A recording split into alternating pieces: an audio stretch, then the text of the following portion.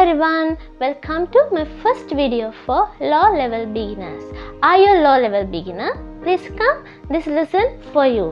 ඉතින් ඔයා ඉංග්‍රීසි වලට low level beginner කෙනෙක්ද? එහෙම නැත්නම් ඔයා හිතනවා නම් ඉංග්‍රීසි grammar මුලම ඉඳන් හදා ගන්න ඕනේ කියලා එකතු වෙලා ඉන්න ටිකටම මාත් එක්ක මොකද ඔයාලට ගොඩාරියක් lessons මම ඉස්සරහට අරන් එන්න ලෑස්ති වෙලා ඉන්නවා. ඉතින් මේක තමයි අපේ first lesson එක.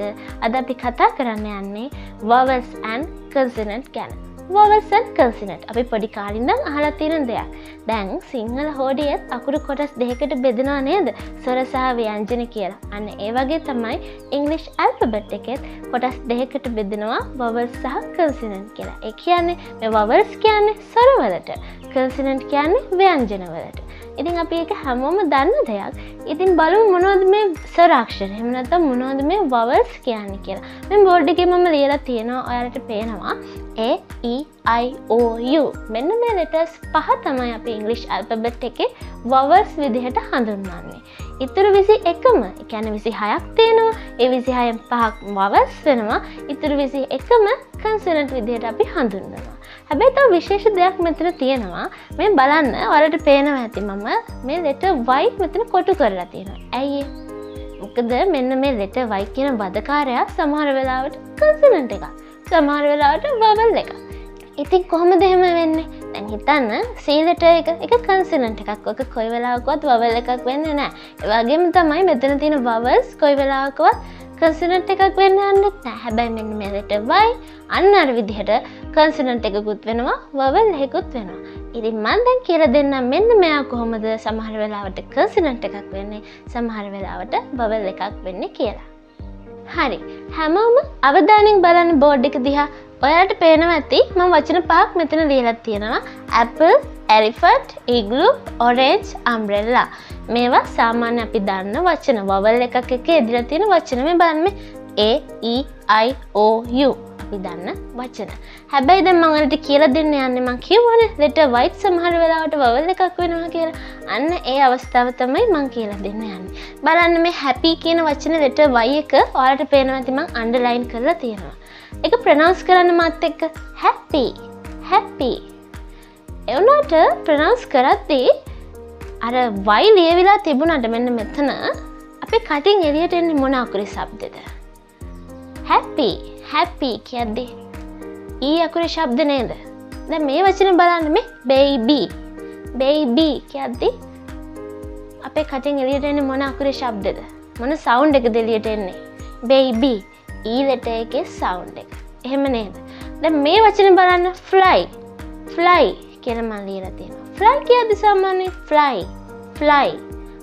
එතකොට එන්නේ I letter එකේ ශබ්දේ.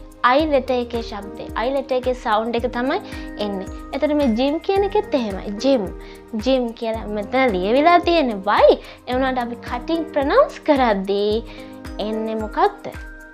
I අකුරේ ශබ්දේ. නැත්නම් E අකුරේ ශබ්දේ. අන්න ඒ වගේ වෙලාවට තමයි මෙන්න මේ letter Y vowel එකක් වෙන්නේ. ඒ කියන්නේ වචන ලියවිලා තියෙනවා Y. ඒ වුණාට අපි pronounce කරද්දී එන්නේ I හෝ E letter එකේ sound එක. I කියන්නේත් vowel එකක්, E කියන්නේත් vowel එකක්. ඒක නිසා ඒ වෙලාවට අපිට Y letter එක vowel එකක් විදිහට සලකන්න වෙනවා. එතකොට මම මෙතන මේ ලියලා තියෙන වචන හන්තර බලන්න පොඩ්ඩක්. yellow, young, yesterday, yes. ඒවා ඒ වගේ Y තියෙනවා. හැබැයි මෙතන තියෙන මේ Y vowel එකක් වෙනවද? නැහැ. ඇයි? සාමාන්‍ය කොහොමත් Y letter එකේ sound එක normal sound එක යනේ. එතකොට මෙතනින් Y තිබුණාට Y එකේ normal sound එක අපිට pronounce වෙනවා මේ yellow, young, yesterday, yes. ඒක ගැටලුවක් නැහැ. දැන් ඔයාලා දන්නවා අපේ English alphabet එකේ vowels and consonant ගැන. එතකොට English alphabet එකේ letters 26ක් තියෙනවා. ඒ 26න් පහක් vowels. මේ තියෙන්නේ A, E, I, O, U කියන මේ letters පහ vowels විදිහට හඳුන්වනවා. ඉතුරු letters 21ම consonant විදිහට හඳුන්වනවා. හැබැයි මෙන්න මේ letter Y විතරක් සමහර වෙලාවට special vowel එකක් විදිහට හඳුන්වනවා. ඒ කියන්නේ මෙන්න මේ විදිහට. බලන්න happy, baby, fly, gym.